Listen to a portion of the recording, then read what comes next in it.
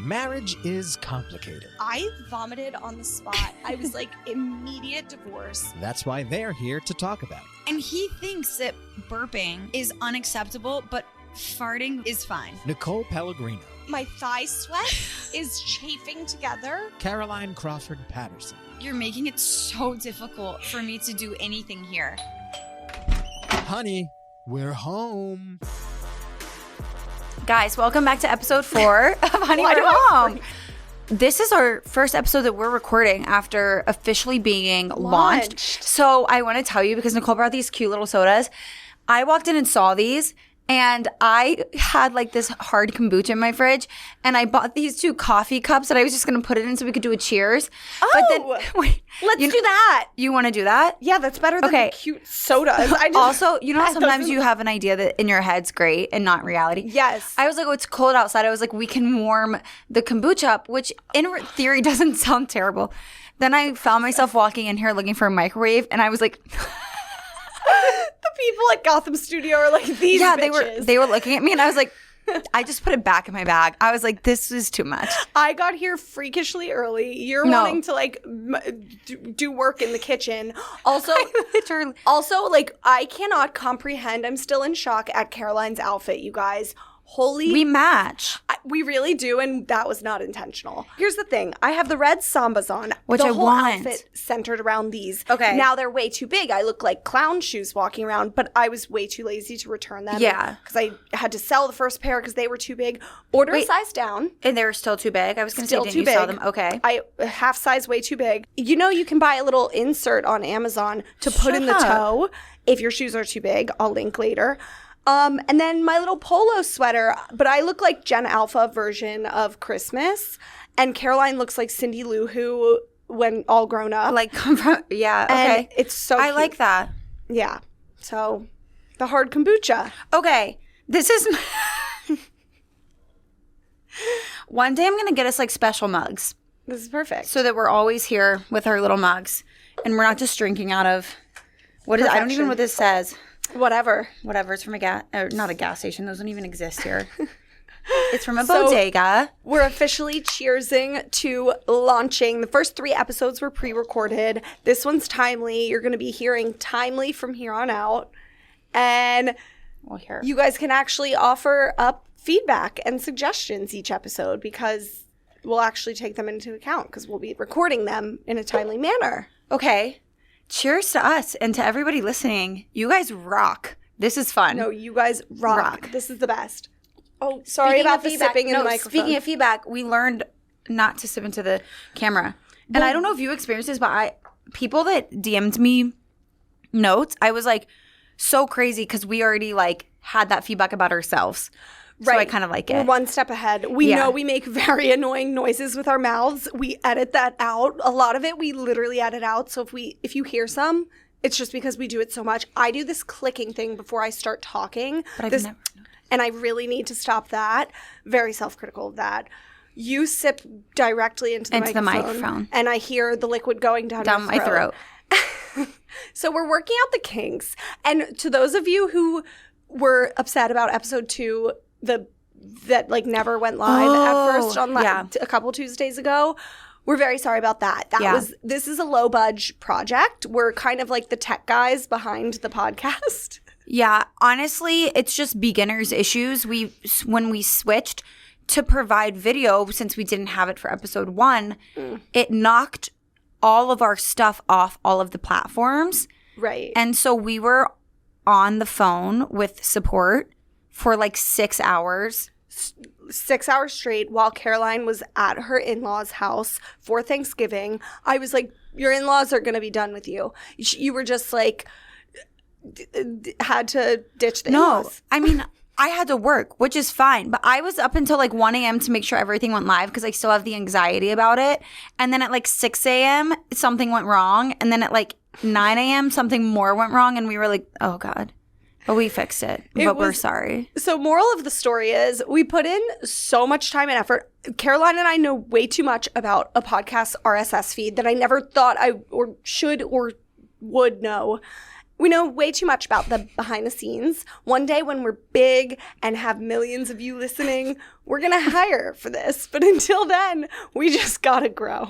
Thinking about this makes me want to crawl into a hole. I called Caroline yesterday, and the past week or so, whenever I call Caroline or vice versa, it's over a stressful thing because this is so much fucking harder than it looks.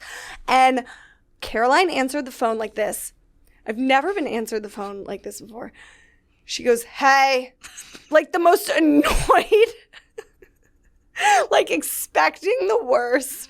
I was like, holy shit, you sound like my Gen Z cousin that I'm calling to annoy. That's how my sisters answer the phone. It's terrible. I was like, I'm so sorry. I was like, whoa, what the fuck did I do to you? We have 3 drinks each here on this table. The 3-drink rule. Oh, tell them what the 3-drink rule is. Water, alcohol, something for your stomach. Yeah. Or something caffeine to pep you up. Yeah. Yeah. And I swear by the 3-drink rule. Yeah, I really love it. Okay. What's this episode about? So this episode is about the pressure to do it all. And we're going to get into it because we have a fantastic email from one of you guys that honestly to us really sums it up because there is no resentment or negativity towards doing it all. It's just you physically cannot do all the things that you want to do with the pressure that you put on yourself. So that's going to be the bulk of our episode. First, we want to do a little bit of chit chat about planning. Nicole has a fantastic birthday story. Yes. Well, okay. So it's still November, but it's still the holiday season. Yeah, obviously. But my birthday happened on November 19th. First of all, I'm 31. You look 25. Doing this. First of all, thank you so much. That is the best compliment you could ever give me. And second of all, 31. I still feel 21, so it's fine. Okay, so this story is perfect for this podcast, and you'll hear why. Let me just preface by saying the moral of the story, I'm going to get to it first, is that you don't always need a theme. And men don't understand that. They think everything in life has to have a theme, when us girls just understand Moreover, the definition of a theme to a man. Because to me, a theme is, it's the holidays, I'm going to dress up like it's Christmas for the rest of the year for the podcast. That doesn't mean I'm going to show up in a Santa suit. What do you define theme as? That was quite literally the perfect way. That's a problem. Yes. And that is if you told Mike or any man to theme it Christmas, they would show up in a Santa suit. Right. You show up with these cute touches, and me too. And you too. And you too. There. Okay. So it's my birthday week. Earlier in the week, I was, shocker, super stressed, super busy. Launching the podcast that week. Don't know why we decided to do it birthday week. That was a lot to take on, but whatever. Yeah. So, and Mike and I are already very bad at planning ahead. Both of us, we just can't plan ahead when it comes to important things sometimes, aka my birthday plans. So my cardinal rule of birthdays is you must have a cake on your birthday. Everybody must. It's just a thing. And Mike knows that about me. We always get each other cakes. We either bake or we get each other cakes. This year we bought because there was no time for baking. No. He couldn't have baked it if he tried. No, he couldn't. So earlier in the week, he's like, hey, what do you want for your birthday cake? What kind of, give me some guidance here. And in his defense, my response was, Mike, I'm so stressed out. I can't make all the decisions for us. I just need you to, I can't decide on my own birthday cake. You take the reins on this. I kind of got snappy. No, that's fair. I was snappy at John at the same time. We were literally, everything that could have gone wrong for us to launch could have gone wrong and had been going wrong. And we just were it has to happen regardless.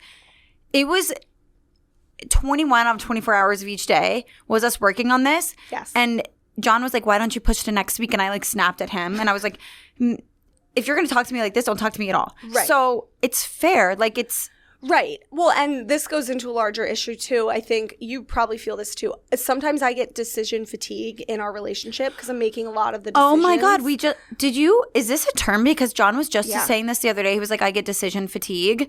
And we were talking about what happens when we both get it at the same time. Oh, detrimental. Yeah. Detrimental. Okay. So you had decision fatigue. So I was like, I shouldn't have to decide my own birthday cake. You decide. he was like, give me a flavor at least, because you change your favorite cake flavor every year, which he's right. And I was like, carrot cake. So random. But I was like, yummy. Sure. So he goes to our favorite gluten-free bakery in Hoboken. They make the best cakes. So the night before our just the two of us birthday dinner, so Thursday night, Friday night, sorry, the night of, we're on the way to the dinner, and he's like, oh yeah, remind me to get, my birthday was on that Sunday. He's like, remind me to get the cake tomorrow, meaning Saturday, because that's when we were doing the friends dinner, which you couldn't go to, right? Because you were gone.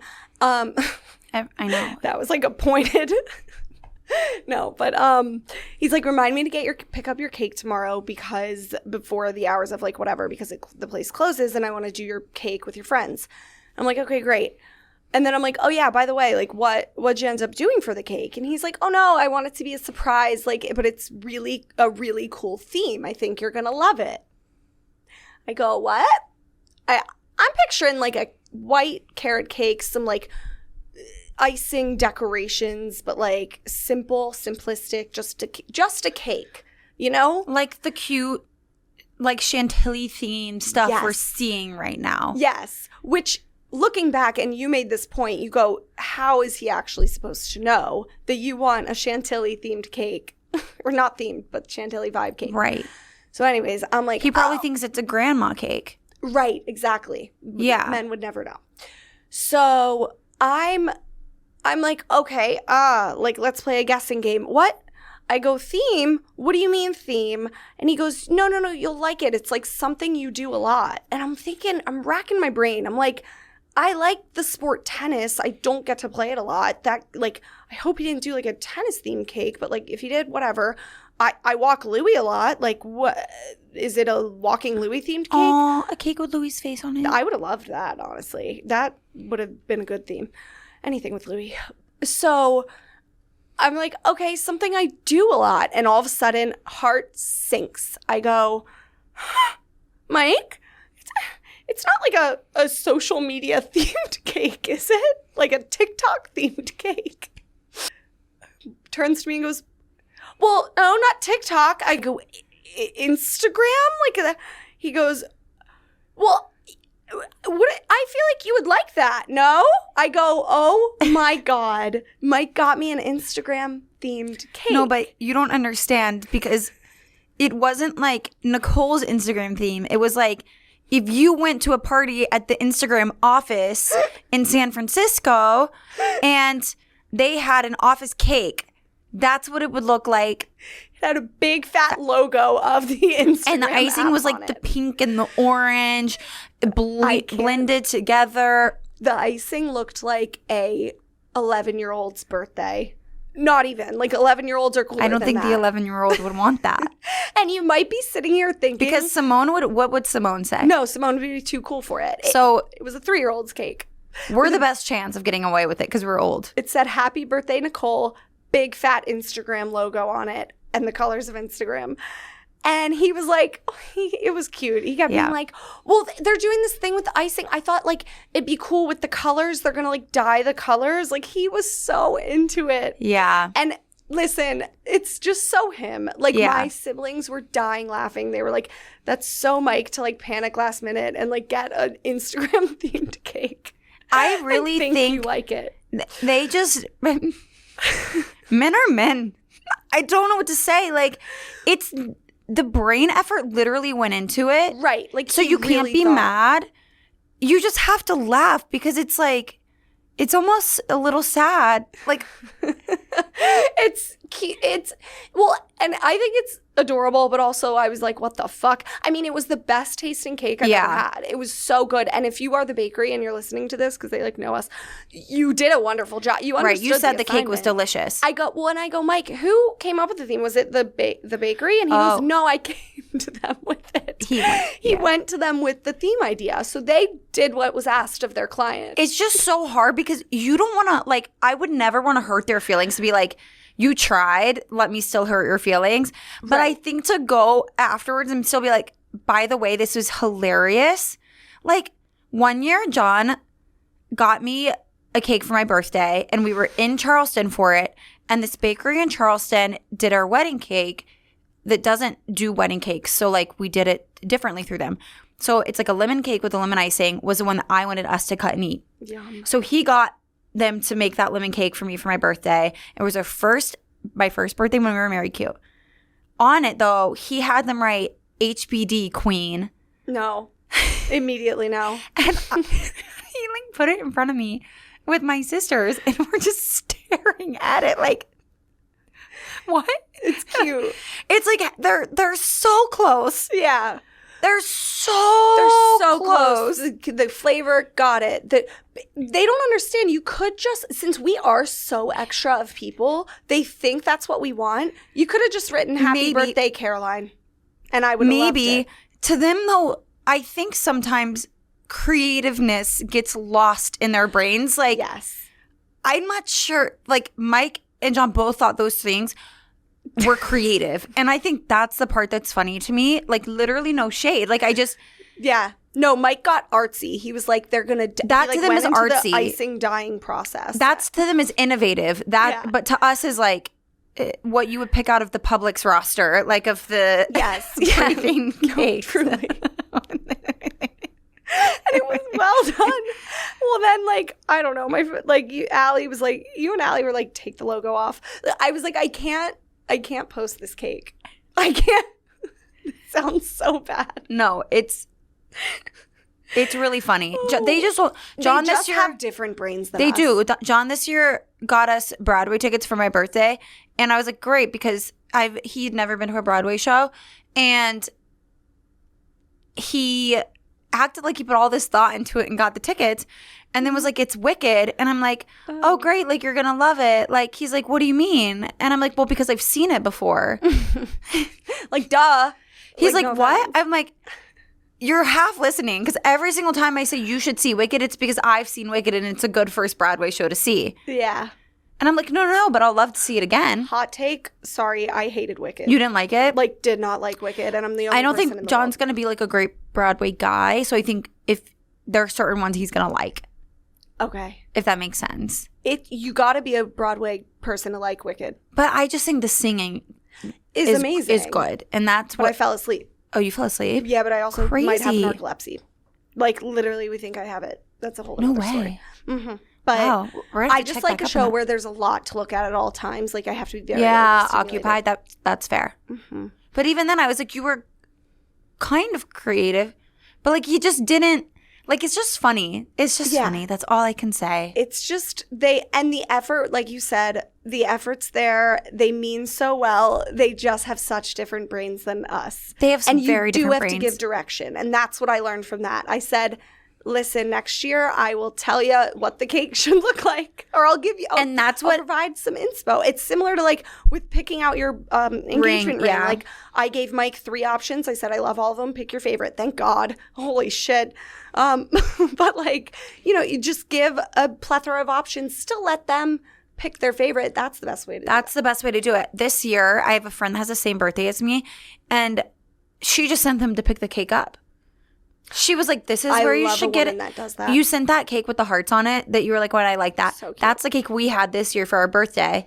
And she was like, I'm not messing around. I'm not playing games. I want a cake that I want to take a picture of and that I feel cute about. And so, I picked it out. I love a woman who knows what she wants, especially when it comes to that. And I got to believe that if she hadn't done that, like, we might not even have gotten a cake. Yeah. No, you got to take the reins, and it's fine. It's fine. Really. That kind of leads us into our next point, which I know you wanted to discuss, about just like plans and when guys try to make a plan. Yeah. That's not actually what we want. Yeah. I remember I texted you and Allie about this because that kind of like led into the whole birthday plans. Like, God bless poor Mike. You got one review was like, Nicole hates Mike. Like, shut up. No, I don't. Like, meanness is like my love. So, but like for my birthday plans, for example, Allie knows how to like nicely tell Mike no now. It's the best. Like, I'll put them in a group text. Like, Mike was trying to like book us dinner in Midtown, New York City. And for any of you guys that know New York City, like, you kind of try to avoid Midtown. Yeah. When it comes to, unless you like have a show right after. Exactly. Which we didn't. Yeah. And like for the friends, I forget what he was trying to do, but he kept trying to like bring us up to Midtown. And Allie was like nicely no. And that's where I was like, okay, I've got to look up some restaurants. And all the good ones were already taken because, again, we plan last minute all the time. But I was like, I've got to provide some direction and take the reins, because if I do leave it up to the boy to plan, it's likely going to be not the plans I want. Yeah, they'll make the plan. I also think there's an effort threshold, because I've noticed that John will put in a lot of effort into something, but I don't know if it would be my definition of a lot of effort. Like, say we compare, it's not like I'm never, like, let me clarify, I'm never left like disappointed or like wanting more out of him or feeling like I do way more. I just think that our brains work differently, and I've just noticed. So like for his birthday, I flew out his brothers and his best friend to surprise him, and I like organized the surprise, and it was constantly moving. And so he wouldn't have done that. Like, he would have flown people out, but as soon as the first thing went wrong, he would have been like, the easiest thing to do is for me to just tell her at this point and then have people show up when they show up. I'm like, the surprise doesn't mean anything to me unless I execute it fully. And so there could be 1,000 hiccups, and I'm going to rearrange every single time. Right. Well, and I think both you and I are a little bit of control freaks. I've learned that through this. Like, when it comes to certain things, not everything, but that I think is like the curse of being a control freak, because you want to relinquish the plans and be like, baby, you just take it away. Like, you, and I do know some relationships where the guy plans like everything and is me so too. good at it. And you always know it's a type of girl that's like all over the fucking place, and like the guy is just the more responsible one. Yeah. Which you would think would be me and Mike, because that kind of just described us. But I'm still a control like, it's gotten us into this like weird dynamic where like I'll be like, no, you plan this, like you plan. But then, like you said, I go in and rearrange after. So it's made him doubt what he's planning. Yeah, and I hate that. And I feel so bad. I feel bad too. Like, your plans suck. My new thing is to say, what ideas do you have? And be like, I don't want, like, what ideas do you have? And then I'll clarify, like, I don't want a surprise. And then he'll kind of say, like, this is what I was thinking, this is what I was thinking. And I will say to one of those things, like, that's such a great idea. What if we did it like this? Because I've really wanted to try this place. Yeah. Instead, because I know that he's not a mind reader. Right. And we approach it differently. It's like working with a toddler. Like, I've heard parents have to be like, because toddlers like having a choice. Yeah. And you have to be like, which socks do you want, the blue or the red? We do that with our husbands. Yeah. I really will. And it's made my life easier. That's really smart. Which ideas do you have? Yeah, what are you thinking? The only time it really was great is I was like, this is exactly what I want to do for my birthday. Yeah. And sometimes you have to do that. Last year, I planned literally my own birthday party. If you want things done a certain way, do it yourself. I agree. And I checked in with him like months before. I could be like, did you make a reservation? Did you make a reservation? Yeah. And fine. I mean, I got it done. I had a great birthday. We really could go on forever about this. We beat that topic to death. Okay, so this week, so that you guys don't think that we actually hate our husbands, we're doing the reverse ick of the week. Yeah. And what this is we asked Mike and John to email the podcast email their icks about us. We haven't read them yet. We're going to read each other's. So I'm going to read Mike's to Nicole, and she is going to read John's to me. Okay. And we each get a chance to rebuttal. Okay. Because, like, they're not here. Exactly. Okay. Who wants to go? Who wants to go you first? You can go first. Wait, let's use... Okay. Let me pull it up. Are you ready? Yeah. Are we cheersing? I don't know. I thought you were. That was so awkward. Mike Frias, ick of the week. You just said his name so wrong. Frias. Freeze. Are you okay? No, I mean, it's spelled the way you said it. I've heard you say it a million times, so freeze. It's okay. Okay. Off to a really great start. Okay, this is not really an ick, but this shall suffice. It is an ick. I read the whole thing. It's an ick. Who's saying it's not really an ick? Mike is. I think he's trying to be nice. He's trying to be sweet. They're trying to be better than us. He doesn't know I respect it. Is. Okay. Occasionally, not fully covering her nose when she has a sneezing fit. Fit? Let me preface, this is actually hilarious. Let me preface this by saying that Nicole has phenomenal personal hygiene. Good boy. However, she does occasionally do a poor or lackluster job of covering her nose when she has a sneezing fit of multiple sneezes in a row.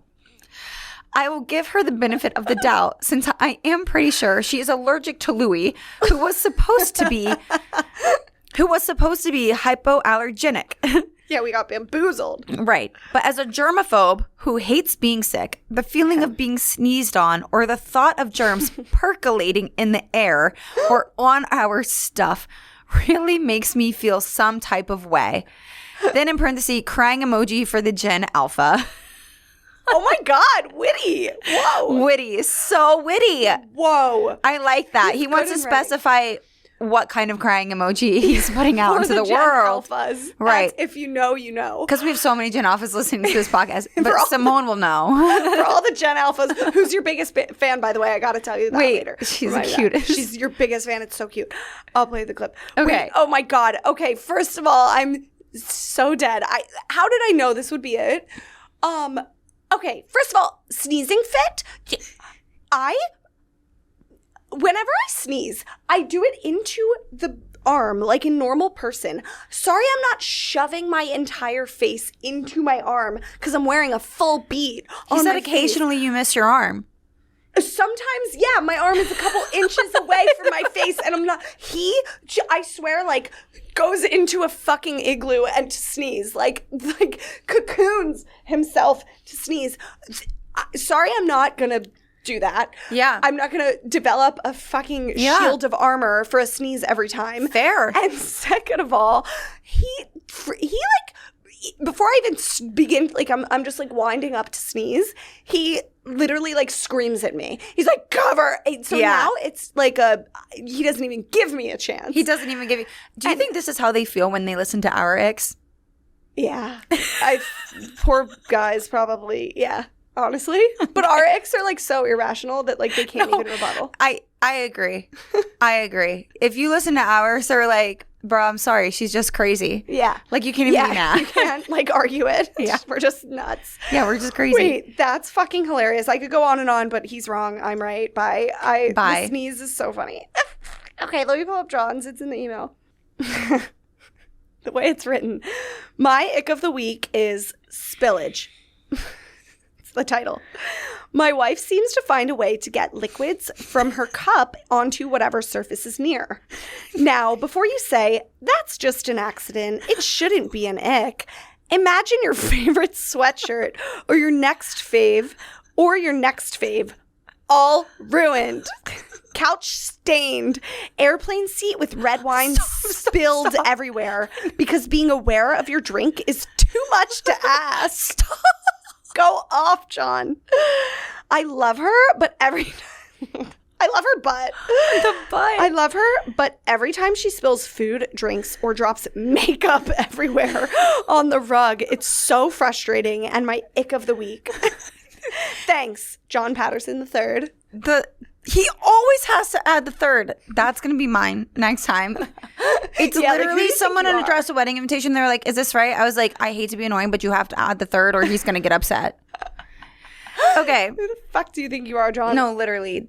King of England. Okay. I didn't know you were such a klutzy spiller. I spilled like 5 seconds ago when I was drinking. But it was just water. Why are you spilling so much? Are you a flailer? I think that I have like no control of my appendages. What the fuck is an appendage? You like your arms. Some words recently. Like your arms and your legs. Like I think that I just lose control. I think my muscles go into spasm.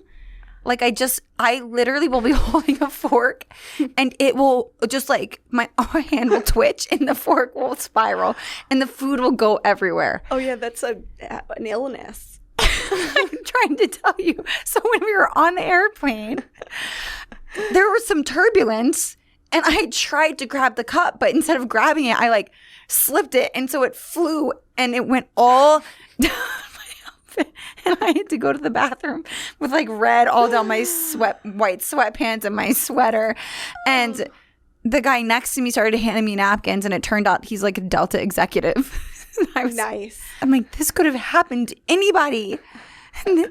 And he's like, don't fill your wine up all the way. That's why they give you the can. And I'm like, you were definitely the kid growing up at the dinner table who spilled their milk every night. That's the thing. My mom, every time she looks at me, she's like, I just don't understand. She was the cleanest eater. Like, she doesn't understand. She's like, Caroline used to wipe her own face when like, if I would get sweet potatoes on her cheek, she would, like, wipe it off. Oh. So I'm not really sure. I'm telling you it's a muscle spasm. But I also have to say John's not entirely wrong. Like, I spill on everything. What's the most expensive item you've ever ruined by spilling? Red wine. Well, I definitely ruined our couch. Oh, the couch. Duh. Also, I have this vintage floor-length cream coat from my grandmother. Oh. And I put it on one day a few years ago to go on a Christmas date with John before we moved to New York.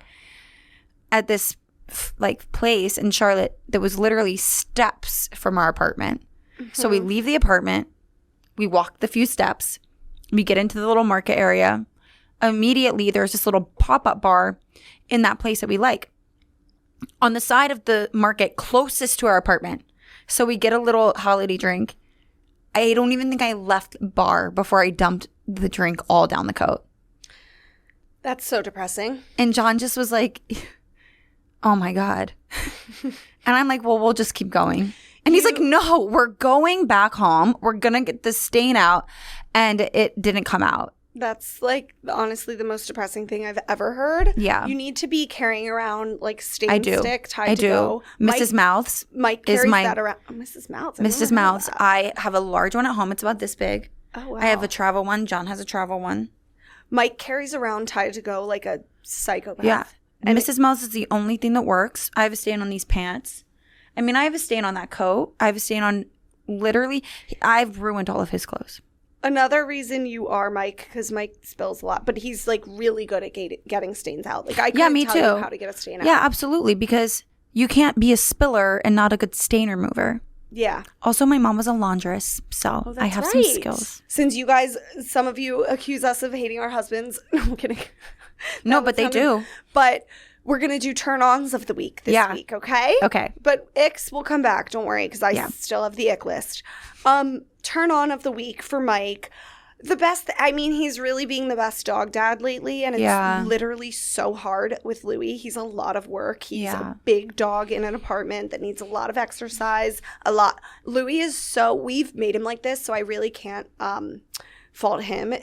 We've made him so needy because we give him so much attention 24/7. So if you're not physically touching him at all times, he needs you to, and it's his breeds, like he's a mix of a bunch of stuff, but like that's how his breeds are.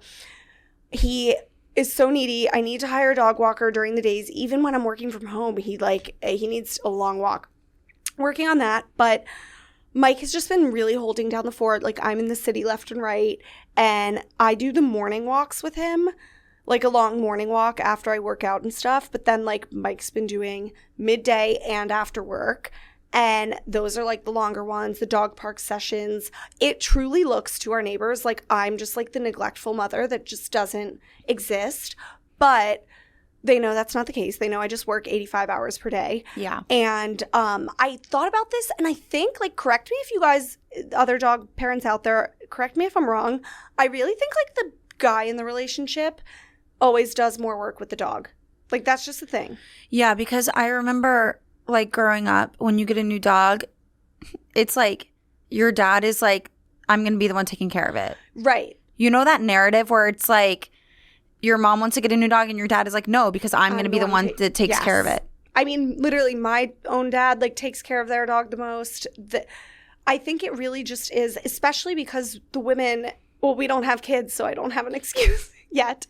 But the women are expected and typically do obviously more for the kids, and I fully will one day. Like I think know that. It's fair. I think it does switch when the kids leave, because I watch my mom. Like now the dogs follow my mom around like they're little ducks. Yeah. And when they're not behind her, she's like, where are you? So as soon as all the kids left, all of her attention went to the dogs. Okay. So I actually do think that is why. Well, and it's different in every relationship. Like and Louie and I are still attached at the hip. Like whenever I'm home, like we're together. We love each other's energy. I sound like a psychopath. I just like, I'm always, love language. One of my love languages is touch. Yeah. I'm always like physically cuddling with Louie. But yeah, I mean, I just, in terms of like the labor around him, like Mike knows his medicine schedule, like does a lot for him. All of that. But I do a lot too. Like, let's no, you do a lot. You do a lot. Thank you. I'm like always like, I have to leave because Louis. Okay, so what's your turn on? Mine is just, John has been incredibly busy at work recently. And I simultaneously have been like, I think we have this thing in our relationship where we try to like gauge where the other person is at emotionally, like to give like whatever we can give at this time. And this was an email we got actually that we'll address eventually, which is like, how do you handle it when both people are going through a hard time? And historically, that is just rather difficult because you do have to give the energy to yourself first before you can give it to other people. It's like on an airplane. You're supposed to save yourself first and then save other people. Right now has been an interesting place in our relationship where like he really doesn't have much to give outside of what he's giving like at work every single day. But I have had like a emotional month and I feel like he has been we've talked about it. Yeah. In parts, but I feel like he has been extremely cognizant. Like, how are you doing? Like the other day he was like, I just want to recognize that like you've really been going through a lot, but we really haven't had the time to like sit down and for you to have the space to like tell me why, you know, you're feeling certain ways and what's making you like feel whatever ways and how you need to cope. And I don't know, he's been extremely careful about that and very attentive. That's so, you don't understand how many men would never know how to even say that. I think that also, for what it's worth, when we were in college dating, it really wasn't like that at first. But my family is so pro mental health that I was like, what's going on here? Why are you not acknowledging like mental health? And then John went through some of his own stuff.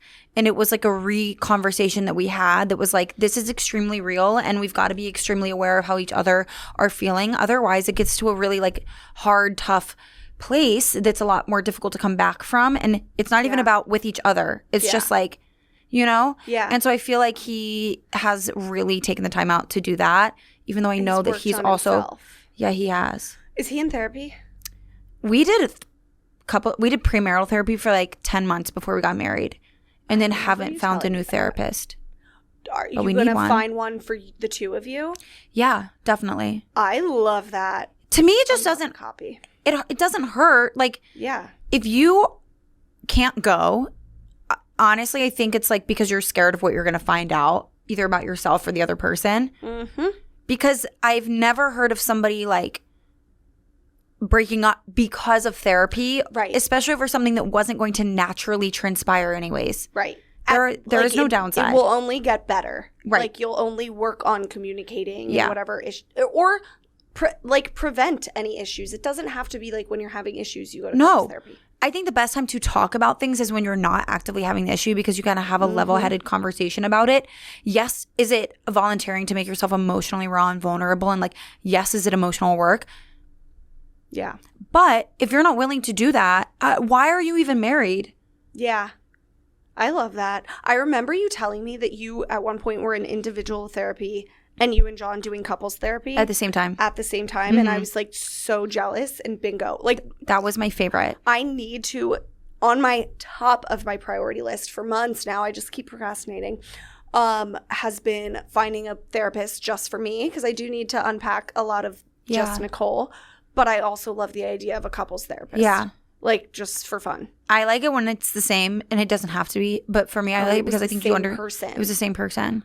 But I just liked how she understood the dynamic. Right. So much time was also saved because she knew both of us and our histories and all of these things. So it was like she just was really on the same page. Like there was no guessing game about what was going on. That's so smart because if like so much of a therapy session is spent explaining like your family dynamics and how that would affect like your relationship too. Yeah. You save that time. I feel like he said it on individual sessions that I had and I was like, oh, like I'm learning stuff about me based on my family history, but you're learning it about me at the same time. And the more that you know about how I work, the better of a partner you can be and like vice versa. Helpful. I need that. Need it. Okay. That was a tangent. We should read our listener email, you guys. This is a really good email. It's long.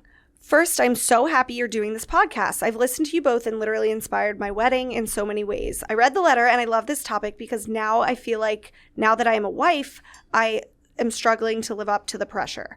I have so far been successful in my career, kept a close group of friends, maintained time-consuming hobbies, which I love. I still can't help feel like I'm doing enough or good enough. I've been married for almost 2 years and lived with my significant other now for almost 6 years. Now more than ever, I feel this overwhelming sense to keep house. That phrase sounds like you're in The Handmaid's Tale, no offense. I know. But I think that she feels like there's this now unspoken pressure to do that. Yeah. Okay. I see to keep house, make sure my husband is well fed, never show up to, that makes me laugh. I know. Like a pet. Never show up to any function without an extravagant food item and be the hostess with the mostest. Don't get me wrong, in some sick way, I love doing all those things, minus the cleaning. I hate the cleaning. All of that, plus my usual grind, is killing me. I don't know how to juggle everything, and there's almost nothing I want to drop. I feel like if I drop the hobbies I love, like snowboarding and sailing, I'm a sellout or I'm letting my team down. Yeah. But my mental health starts to spiral when I don't have a clean environment and groceries in the fridge. I feel like I never have time to do anything, and I'm constantly making trade-offs. The pressure of it all is slowly killing me, and I'm on the fast track to burnout. There's still so much I want to do in life. What to do when you want it all. So happy for you both. XOXO. It's a lot. It's a lot. I read this email when she first sent it. But it's a really good email. It is a good email. I do think that part of our conversation about things shifting when you get engaged or getting married, even if you already live together, that it's sort of like when you know. Mm-hmm. Is it like there is a shift, and sometimes it is subliminal, and sometimes it is in your head, and sometimes it is your partner's expectations shift and there's not really a conversation about it, or there's like internalized stuff going on, and there is a pressure that all of a sudden sinks in, and they might be for different things than what she's saying. But like we were talking in the first episode about like, or maybe when we were just together, about how like having a husband or a wife or a partner and being married to them is a job in its own sense, because you do have to nurture that relationship. Like it is a huge, making sure that your relationship is healthy is not something that is always going to be magically happening. And just like how if your partner was dismissive or not attentive towards you, like you wouldn't feel like you were in a loving relationship. Like we've got to actively be doing those things. And so I do think that as everything built in your life, it does feel a little overwhelming. Yes, I agree. Like the added pressure of engaged and married makes all this come to fruition. But I also think like she's a woman. Like every woman feels like they're not doing enough. Yeah. Like we're doing so much, but we always feel like we're not doing enough. Yeah. And this is, girl, you're doing so goddamn much. Let me just tell you. But she doesn't want to stop doing any of it. Right. Like she wants to be doing all that. Yeah. You want to have it all, which I also think you can. But have you ever heard, this is so lame of me to pull out this, but when I was reading this, I thought about it before. The glass balls analogy, I heard it at some like corporate thing quite literally in 2010. Wait, what is that? It's like you're juggling all these balls in life. I don't know who, it's a very weird corporate thing. You're juggling all these balls in life that are like your big priorities. I just spilled, by the way. But if they're all glass, you're going to end up dropping them and shattering some. I'm butchering this. Oh. But so you have to decide which you're going to make glass and which you're going to make like rubber or plastic or whatever the fuck material bounces back. Okay. Because the less important ones are like the plastic or whatever, because they'll just bounce back if you drop the balls, which you always will drop balls. You can't juggle them all, they say. But I think you can a little. At different times. You can juggle them at different times. At different times. That's what it is. That's what it is. Not all at once. But you have to like make sure like to designate which ones are glass so that if you drop them, they shatter. Yeah. So like relationship, kids, like those should be more glass. Whereas like stupid work can be like, honestly, like nothing. Literally. Just kidding. I think also reading this, I'm like, it sounds like she's successful in her career. So this is like not a privilege that everybody has, but for her, like to do it all might mean getting a little help and not feeling bad about it. That's a very good tip. If you're in the position to do so, like, because I do know women that like feel bad getting help or like it's not enough. And that is a thing, is it Mom that guilt. That is a definition of one of those balls becoming rubber or plastic. Get a little help. I understand the feeling of being like I'm the only one married out of John's coworkers, and so I like that we can host the game nights, and I like that because we live in like the apartment that's like, oh, I'm married, so like I have furniture that I bought with somebody that I plan to spend the rest of my life with versus just a roommate where you're like, right, you don't really care. So it's like, yeah, our home is something that we put a lot of effort into. It feels like our first home together. That was an exciting thing for me to do, to like put energy into interior design. I love like that I have the cutest little glassware and tableware, and I like to host because I like my home and I enjoy like party planning. Like that's just an enjoyment for me, but I get help. Like I don't make the food. That's smart. Like you don't have to literally like do it all for that.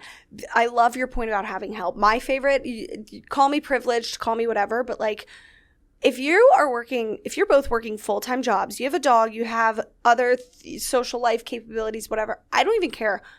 Like hire somebody to clean your house once in a while. That's a great one. No, if you can afford it, again, like not everybody can, and I recognize that, but especially in the city, but that's like outsource that. Well, especially I don't need to in be the city, scrubbing toilets all day, every day. My apartment gets so much nastier in the city than it ever did before. And I never, until a few months ago, ever had someone come clean.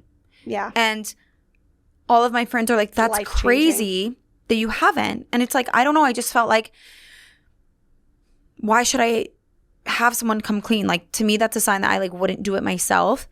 And one of my friends was like, no, you tell other people there's no shame in getting help. So every now and then, even if it's every 3 months, do that.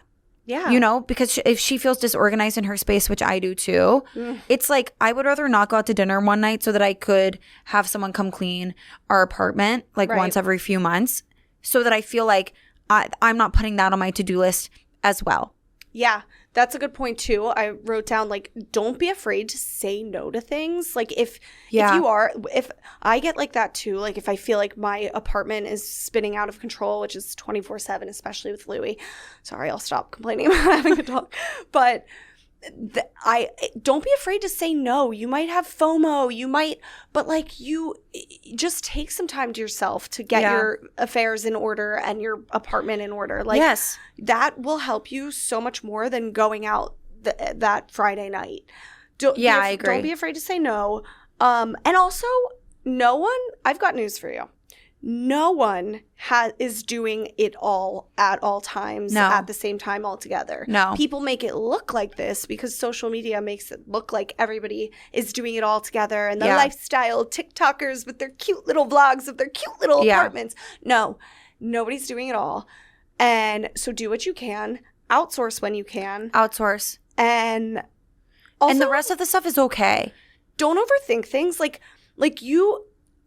your apartment is the cutest thing in the world, and it's built for hosting, quite literally. You have everything, and I love going over. But also, like, at the same time, you can still host and do other things. Like, you can still have an ugly apartment and host. Yeah. Where am I going with this? No. You just... here's the thing that I think it is. When we grew up watching these movies where when people got married, they lived in these huge NYC apartments that were literally so luxury, and they had these weddings at the plaza, and they were going to the nicest 5-star dinners and on the bougiest vacations overseas, and like had a chef. Like, you know what I mean? Or like shopping in Saks. Like this idea of what marriage is like to us, have this incredible like chef's kitchen with the nicest appliances. It is really hard to enter marriage and be like, oh, it's just another day. Yeah. Well, I have exactly everything I had before. I'm still climbing the ranks at work. Like I'm not this 32-year-old that's extremely successful. Like I'm a 32-year-old that is like every other 32-year-old. And I think that get by. If you were single, you wouldn't feel the need to present yourself in this way that was like so luxe and organized and top of your game with everything. It's the idea that like that's what being married looked to us growing up. Exactly. It's like the literal expectation versus reality. When you're you expect when you hit 30, you're going to be married, have 2 beautiful little babies under your belt, have a house in the Hamptons with the townhouse in West Village. No. Reality is you're on your couch doing bed rotting all day. We all eat dinner on our couch still. You're Charlie and the Chocolate Factory's grandfather in bed all day. Literally. Like that is the reality. Yeah. So I think first of all saying like it's simply not going to look like we thought it was going to look. Right. For some people it does look like that, and I feel like how cool. That'd be cool. But they also have their issues. Ain't nobody got a perfect life. Exactly. And especially living in New York, it's not going to look like that. No. And in any city.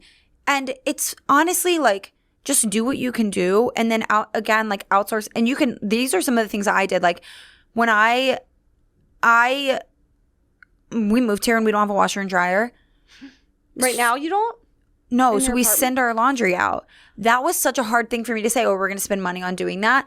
But you know what? Like I make coffee at home most days and I'm able to send my laundry out. Girl math. That's girl math. Honestly, yes. But it's fine. Like, and also, I can't go to the laundromat and spend a whole day doing that. To a laundromat. I did it for the first 6 weeks that we lived here. And I worked at a laundromat, mind you, for like 10 years of my life, since my mother is a laundress. But like, I wasn't going to do it anymore. And I don't feel bad about saying like, no, someone does my laundry. I'm sorry. Like, just because I work from home or work for myself doesn't mean I have the time to spend 24 hours at a laundromat once a week. Money doesn't buy happiness. Money buys comfort. And comfort is outsourcing when you're working so hard. Yeah. If you want to send your laundry out, if you want to hire a cleaning person, if you want to hire a dog walker, because if you want to pick up takeout for a hosting night, do it. If I grab apple cider donuts from the farmer's market, I say, John, here, take those to work for your coworkers. The best. Like I would still love to get that if I was a coworker. Put a bow on it. Yeah, I don't need to make cookies for coworkers. What are we, Betty Crocker? Literally. But I'm still putting in like partnership effort, and I understand the pressure to like do more. Mm-hmm. And on the flip side, if you do not have a career or a job and you're a stay-at-home wife, stay-at-home mom, whatever, that's fine too. Then that's your job. That is your job. No, it's a huge job. Let's get one thing straight. That's a huge job. That's your job. But don't feel like you need to have this riveting career either. Like, I know we're like fucking career obsessed, but that's the thing. Like, it's... You can't have it all. Yeah. Like, that is what this podcast is about. But at the same time, like, I don't think you're ever going to have it all at one time. What does having it all mean to each person, basically? Yeah. Like, you can have it all in a way, but you've got to establish, like, what that looks like to you. Like, if you need to stay on your teams or, like, whatever she's doing. I forgot. Skiing, snowboarding, something. Whatever you're doing. Oh, her team. Like, that's an outlet for her. She shouldn't have to give that up. God, no. But there's something else where she can address it differently and still feel fulfilled. Or honestly, just have a breakdown. Also, I want to know from her, how much is your husband doing? Because that's going to be key too. Like, I've had to say to John before, same thing. We're very blessed to have husbands that do a lot. Yeah. So we don't feel like we have to juggle it all. And that's a good relationship. I really think it's just like sharing responsibilities. So I want to know how much, us women always feel like we have to do it all. And it shouldn't always be on us to do it all. No. And have you ever been in a place in life where, like, I can recall at the beginning of this year versus now, right now I feel like I can do so much more in a day that I even felt capable of doing at the beginning of the year just because of where I was at in life. Mm-hmm. Like, my mental health is better. Like, I have more clarity. I just have more energy. Things have shifted. And I had to communicate to John, for whatever reason, this is the max I'm capable of doing right now. Mm-hmm. And he has to communicate that to me too, because, like, you guys are very good at communicating, like, your larger feelings to each other. I guess it was therapy. That There's probably was the reason that we a professional involved here. Yeah, somebody cooked here. Somebody cooked in that kitchen. Is that the proper use? No, I definitely don't think so. Tell me. But I do feel like you have to communicate it. I've had to say to John, just because I work from home doesn't mean I have more time than you to do the dishes. Yes. That's a whole, oh God, this conversation is so good. I know. Yes. The person who works from home shouldn't, and that is something I feel bad about lately. Mike works from home more than I do. and he's had to pick up a lot more of the slack at home because he's there. But at the same time, that shouldn't be the case. Like, I should come home more and put in some effort. But maybe you don't actually have the time to do so. Like, John's in the office 5 days a week now. He doesn't have the time to do it. Quite right now, I've been working 17 hours a week. Yeah. Like, and he knows that and he recognizes that. And so he doesn't want you to do more, but you also can't want him to do more than he can do. Just because you're doing more doesn't mean. Well, and this is a thing in our like, more recently, in more recent months, I've been like, I want you to now feel like I've been chasing my dreams. We can both do it too, but we got this podcast launched. I'm like hardcore in my career at all times. So is he, though. He does a really good job of balancing everything. He's really killing it at work, and I'm so proud of him. But I'm like, I do need to do a better job of supporting you now so that you don't feel like you have to grocery shop. Like, he literally goes grocery shopping more for us. Like, Nicole needs to go grocery. And sometimes we go together, don't get me wrong. But I'm like, it's now time for me to, like, be a little more supportive. And I think this podcast is going to help me. Oh, well, I think that it's also a phase of life. Yeah. It's just learning about your partner. But for her, she's got to communicate it, like, for sure, to ask for maybe assistance on some of the things that she doesn't want to give up.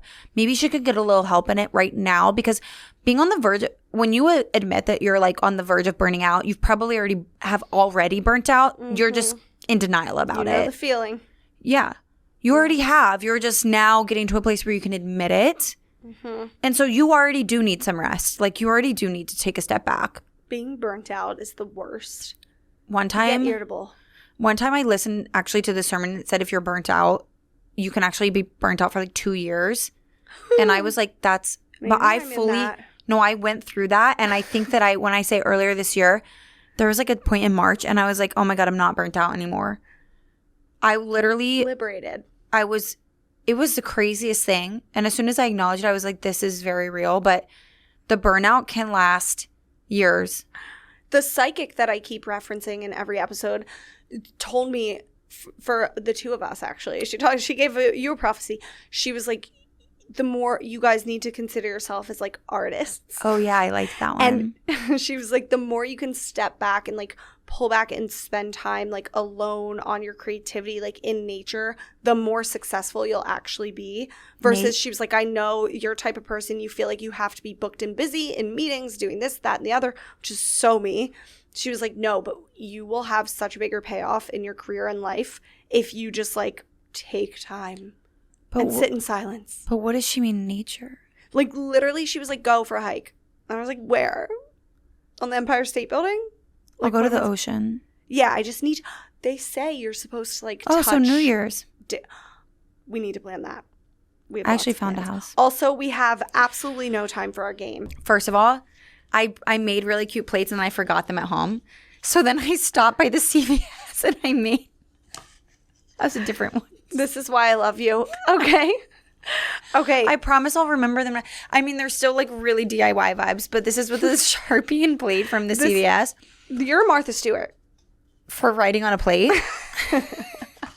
See how low my benchmark is. I'm like, you took a pen out and wrote. I'm like, okay. Martha Stewart. That shows how crafty I am. So we're going to read scenarios. This is a game that we're going to start playing. You came up with it, so you describe it. Okay. Well, I literally was like Googling games to play. This wasn't one of them. I did come up with this, but I saw the saying, in love, all's fair in love and war, and this made me think of the game. Okay, so it's called All's Fair in Love and War. Super original. But basically, we're going to give scenarios, relationship scenarios, and we're going to say that are like, you know, marriage, like that you face when you're in a long-term relationship. We're going to say whether it would cause war, like a fight, or whether it's fine. None of them we're really going to love, let's face it. Yeah. Because they're all kind of like, I wrote down like really random ones. So, okay. So we're going to read them, and then we're going to pick our plate, and then on the count of 3, we'll show each other. Oh, smart. Your partner leaves laundry in the washer machine overnight and doesn't move over to the dryer. Okay, 1, 2, 3. I love that you wrote okay. With an exclamation point. It's okay. Because we don't love it. But right. It's okay. We both picked okay. Yeah. Surprise. I do that. Same. That's so exactly I can't be mad if you do it. Okay. That's exactly Great. why. If I if I can do it but you can't, that's a problem. So, I mean, I do it. I mean, I hate when he does it too. But the fact that he's a man and even doing the laundry, I'm proud of. Yeah, John does the laundry, but John moves everything. Does all, when we go home to Charleston or Atlanta, like he, the day before we leave, does all of our laundry. I'm like, I just was going to pack it dirty. So. Yeah, no. Ew, okay. I would never pack dirty. Oh, I totally would. Mike actually likes doing laundry. Okay. He had to learn, though. He used to throw it all in on cold. Oh, yeah. I had to show John how to wash what, like in college. He argues that that's not true, but I vividly remember it. Okay, next one. Okay. The next one's boring. Okay, leaving dishes in the sink. Oh, that's a boring one, but whatever. Okay. 1, 2, 3. Oh, okay. We're going. Okay. Same, because we do that. Yeah, because every now and then I go on a cleaning rampage and I'm like, no, we need the dishes to be clean every night when we go to bed. Mm-hmm. But we don't have a dishwasher. That only lasts for like a week. Oh my gosh. I know we're really slumming it. I'm just kidding. We're not. I use the dishwasher way too much. Okay, next one. Okay. Argues with you over what show or movie to watch every time you go to watch a show or movie. Okay. 1, 2. That's annoying. Yeah. Well, and why did I had a funny point with this one. Yeah, I mean, it's just selfish. And, but like at the same time, do you and John watch a lot of shows apart? Me and Mike do. And I don't know if that's like good for a relationship or not. We watch shows together and then the shows end. Yeah. And then I'm at home and he's at work and it's like I have a show on in the background and he will start a show that is like, say he comes home late at night and he's like wants to watch a show and it's something that's like really graphic or like intense. I can't watch that right before I go to bed. So I'm like, you watch your show, I'll watch my really lighthearted sitcom. Like, yes. I don't think it's unhealthy. Why do they always want to watch because there's a war show before bed? It's crazy, and I don't want to do that. I don't have nightmares. No, I 1,000% will have a horrible nightmare about death. Absolutely. If we do that. And Mike always wants to watch like literal Lord of the Rings before bed. The other thing is like John doesn't get alone time during the week, so on Sundays I tend to like give him alone time even if he didn't really ask for it. Smart. So I'm like, oh, why don't you watch a movie? I'm also not a movie girl. So I'm like, why don't you watch a movie you like? Right. Like, we don't need to choose something together. Why don't you just choose something you have really wanted to watch and watch it? Like, yeah. Yeah. Whatever. I'm a big TV apart gal. Yeah. Okay. Rapid fire. Okay. This one's funny. Refuses to cook except for breakfast. Oh, so many guys do this. I know so many. Who are I make eggs. When John and I first started dating, he was like, I make breakfast. Fuck. And then it was a great breakfast, honestly. But it's like there was room to grow. Buck up and cook a meal. He cooks dinner for us like every night. Same. Or when he doesn't feel like cooking, instead of saying, I really love this about him, instead of saying, will you make dinner tonight, he'll say, want to go on a date night? I love that. So he never says like, will you cook? That's the thing. I'm not saying your husband has to be a chef and like we're blessed, but I don't know, make something once in a while other than eggs and cereal. Yeah. And bacon. And also just like provide dinner. If you're not going to cook, don't leave it. Think about it. Because sometimes I'm going to the grocery store and saying, well, a lot of times I think about what we're going to have for dinner. I go and get what it's going to be. Mm-hmm. And then John cooks it. It's still your job is hard too, the thinking about what it's going to be. And I'm the one like going out, running the errands and buying the stuff or physically walking to the farmer's market and walking a mile back with like a 30-pound bag. So it's like thinking all of that, doing the errands, doing the mental energy that goes into it is a lot too. Is a lot. I would cook more if I had a bunch of ingredients just sitting there waiting for me to cook. So John will come home and there are stuff sitting there for him to cook. Shops. Yeah. Oh, yeah. Yeah. But like we Mike and I don't make like elaborate meals during the week. Like quite literally all I had to eat today was like Mike meal prepped, the other day, ground beef, little sweet potatoes in the air fryer and asparagus. And I just like threw it all into the bowl, doused it with my hot sauce, chili onion crunch seasoning from Trader Joe's. And I wolf down. Like I don't eat for, what's the saying? I eat to live during the week. I don't live to eat. Yeah. Like, and that I wish I lived to eat more, but like, and I, like tomorrow night I'm going out to a dinner and stuff. Like, I do things like that, but like the two of us home, we're just both working constantly. Yeah. We work too much. It's just about both people thinking about it and not having the expectation. Yeah. Like, when are you eating breakfast? Oh, I love breakfast. Like, are you eating a big breakfast every day? Or is someone making you eggs and pancakes? Mike does actually during the week a lot. Wait, what? Oh. Not pancakes. I take it back. But he'll do eggs and like toast. What a man. Yeah, he does. He cooks a lot. He spends a lot of time in our kitchen. Wow. Okay. We gotta. Okay, ready? We're doing this rapid fire. Doesn't love traveling. I will war to that. That's just why. What is your even mindset? No, like we're traveling. Get over it. Okay, talk so loudly in meetings when you're both working from home. Honestly, I have to say okay because I'm the annoying one. Mike's like, can you please use headphones? Yeah. And we're in separate rooms, but I just like hate having to like plug my Bluetooth. Yeah. Hook up the Bluetooth. And so I just like blast my meetings on full volume. And like some of my coworkers talk so loud. So it's really them. I don't even talk much. Oh, you don't talk. John has a low voice and it makes it feel like he's yelling like when he's on a meeting. Yeah. Like he has a microphone built into his body. But he'll go to the other room and I'm still like. And honestly, like New York is so small. Yeah. We're all going to. I can't do anything about it, but it definitely is like. Yeah. Oh my God. Okay. Listens to sports podcasts in the car when you're on road trips. This one's okay because it happens. And what are you supposed to do? That's a question, or that's a thing that's got to stop. Because if we're ever feeling distant, maybe it's because when we drive to Maryland and stuff to see my family, and I'm like, you're listening to a sports podcast. I then have no choice to pull up. Well, usually I'm, shocker, working from my phone. Doing something, okay. Like doing social media shit from my phone.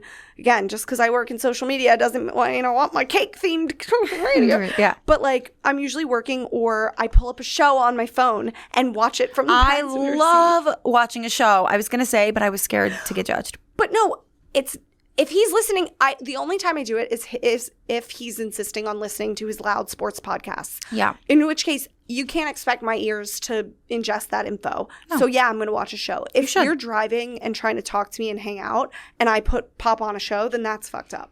Yeah. But watch a show while passenger princesses should be allowed to watch a show. Oh, yeah. Okay, the last one is pulls all the covers to their side of the bed. War. I'm freezing at all times. That's okay with me. Because you do it? Because I am the one that does it. If Mike John was the one that did it, well, I don't know how I would get them out from under his body. Like, he's such a big guy. Like, I think I would literally be like, ugh! Like, I wouldn't even be able to get it back. Waking up freezing. No, it's terrible. Happens to me at least 4 times a week in the middle of the night. I have big body Louie, big body Mike, queen bed, all the 3 of us. My sleeping, if I ever seem tired or irritable, that's because Louie's been sleeping with us. It's co-sleeping. It's like a giant freaking family from hell in the bed. We're all piled on top of each other. The queen bed somehow feels like a twin bed. And I have a foot of area to a square footage, 1 square foot to sleep in.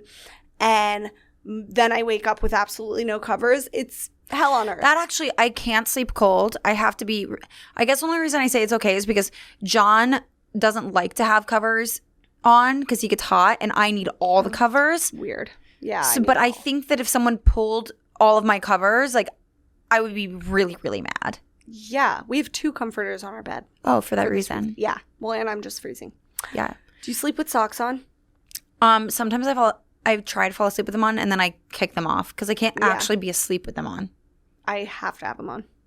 Like, so you can sleep through the night with them on? Yes, but then I wake up sweltering in the middle of the night. Is that like serial killer behavior? Yeah, everybody says it is. But maybe I'm a serial killer. Just kidding. Okay, we went way over, guys.